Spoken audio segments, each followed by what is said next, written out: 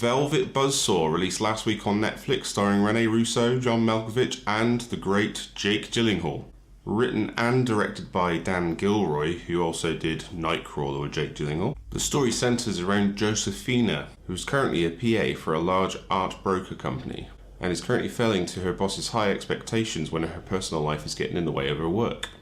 Just when she thought her life couldn't get any more complicated, she finds her elderly neighbour dead in the lobby of their apartments.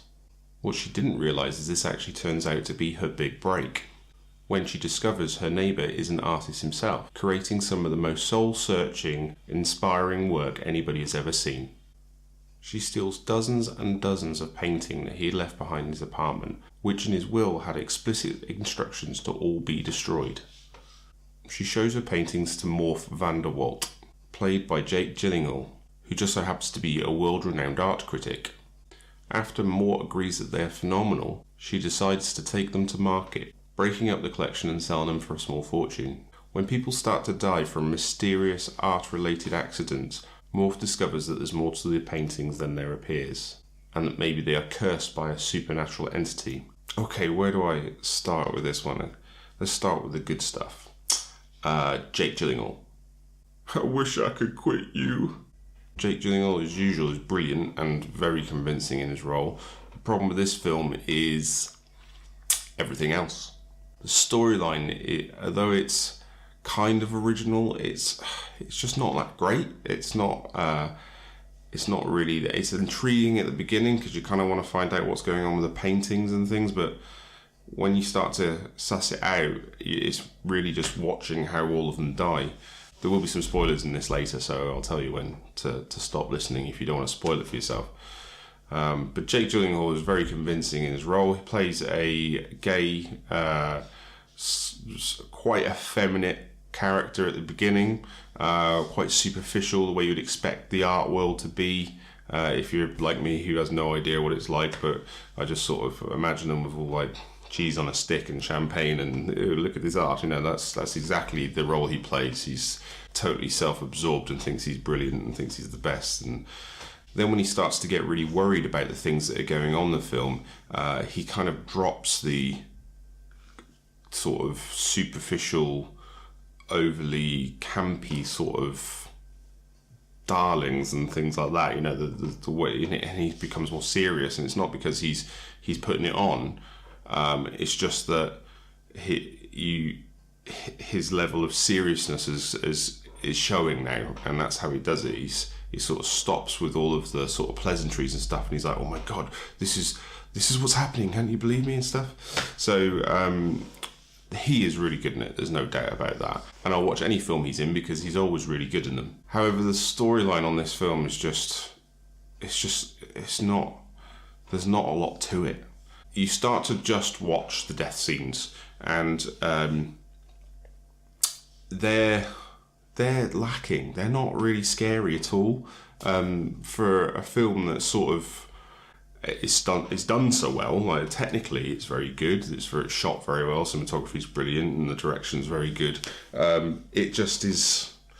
It's just the story's not there, and the actual bits that we all tune in for, the horror scenes, are just not there either. John Malkovich is in the film, but I don't really know the need for his role, really. I mean, he's a person on the side. It could be played by anybody, and as fun as it is to have John Malkovich back with us doing more work, it didn't need him to do his role because it was just someone who was also famous for selling high-end art, his own work, and he's having a bit of a midlife crisis and can't come up with anything inspiring. And so, his friends sort of suggest sort of taking some time away and things like that. And he's obviously a genuine person because he didn't want involved in any way in the art that has come out from Josephina. He seen it and thought it was amazing, but I think that in a way is what made him sort of dig deeper. So he was a genuine character, and that he maybe gets 10 minutes screen time, if that. It's like, well, he didn't need to do that. He didn't bring John Malkovich to that role. The character, the typical character he has that we all enjoy watching. He didn't bring that. It was just a person that was like, oh, I don't know what to I don't know what to draw next. I don't know what to make. You know, and there's people like the management are trying to steal him to represent him and stuff like that. And it's just like, the story's just so little about him. You question why he's there. Is he just there to have another big name on the bill, on the poster? I don't know. I don't really understand why it's called Velvet Buzzsaw. Because there's very little to do with velvet and buzzsaws.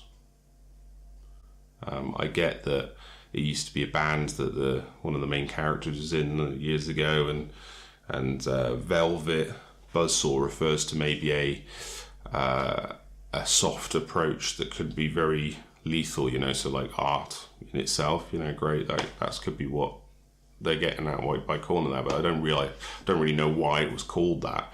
And you don't have to have a reason. You can call things whatever you want. Doesn't mean it's anything to do with the film, but they threw in a line to try and justify it. Oh yeah, like that old silly band I was in, yeah, no, that's history, you know, like, well, don't put that in, just leave it called Velvet Buzzsaw and let people make their own minds up. So to talk any more about the film, I have to get into the spoilers, so if you don't want to ruin the film for yourself, turn off now. So pretty much all of them die.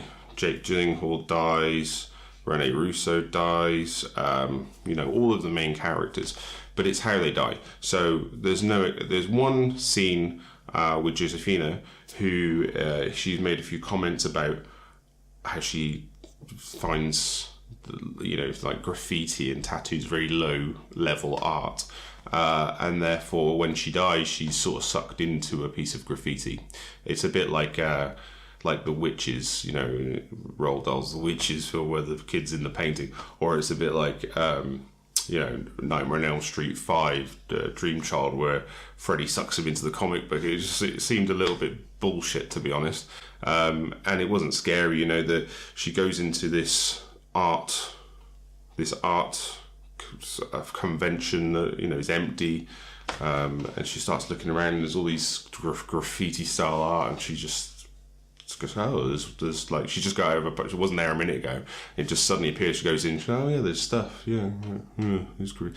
And she starts talking to someone on the phone, and the art starts to bleed, and the colours run along the floor and then go up her leg, and she's like, oh my god, colours, and it's just like, well, why is that scary? And then next time you see her, she's on the wall with some sort of graffiti, you know, so it's like, okay. And then Jake Gyllenhaal, you know, you'd think there'd be quite an extravaganza for his death, but he gets chased by this art piece that was called, I think it was like electronic hobo or mechanical hobo, but basically it's like a robot with bits of colourful clothing and stuff like that, and it chases him around his storage container, and then when it finally catches him, it just breaks his neck.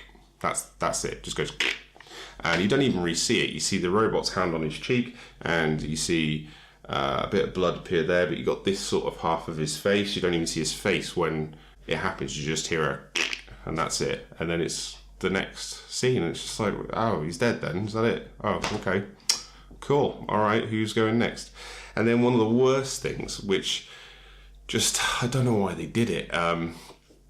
So Rene Russo's character finds out that it must be the art that's killing everybody. So she decides to get rid of every single bit of art in her house. And this is right at the end. And it's already tried to kill her, like a statue tried to fall on her. So, you know, that's it, convinced. And she decides that she's got rid of all the art. She's sitting outside, and then you see the position she's in was the painting that she had from, you know, one of the paintings. And you think, well, yeah, that's cool. That's how it panned out. That's how she looks now. And then she has this tattoo on her back, which is like a blade, a saw blade, circular one, with Velvet Buzzsaw written on it. And then that comes to life, and it starts to spin, and it cuts into her, and she dies. But it doesn't even, she just shows you her screaming, and then that's it. Like, game over. And you're just like, what the hell was that? Like, you see it bleed a little bit as it starts to turn, and then she's like, ooh, and then it spins like mad, like, you know, and then just like drills a hole through her, and you're just like, that's, you know, I'm into the extravagant, I know it sounds horrible, but I'm into the extravagant ways of people dying. I was a Freddy fan and a Jason fan and stuff, so like, turn them into puppets and then cutting their strings and letting them fall off buildings, or, you know, sucking them into comic books and then chopping them up. And, you know, that's fine. I understand why you might try and get creative with death scene, but this was dog shit. Velvet Buzzsaw sitting at 5.9 on IMDb, so don't get comfortable there, because I think it's going to drop. Yeah. So there's lots of little subliminal messages in the film as well in the background. So like someone's putting stuff in the car and there's a big picture of eyes, and then when he's sort of about to drive the car away, it starts looking at him and stuff like that. There's lots of use of eyes in paintings and stuff that start to look, or a doll will open its eyes and start looking at someone walking into the room. So there's lots of things like that you can look out for, which makes it a little bit more fun, I guess. You know, doesn't add anything to the storyline particularly, but it's something to look out for. Maybe you can sort of go through and count how many sets of eyes you see move. But apart from that, that's it. Pretty shit. Sorry, Jake. I'd say it's worth a watch just for Jake Gyllenhaal's slightly camp and eccentric sort of character. That's quite fun.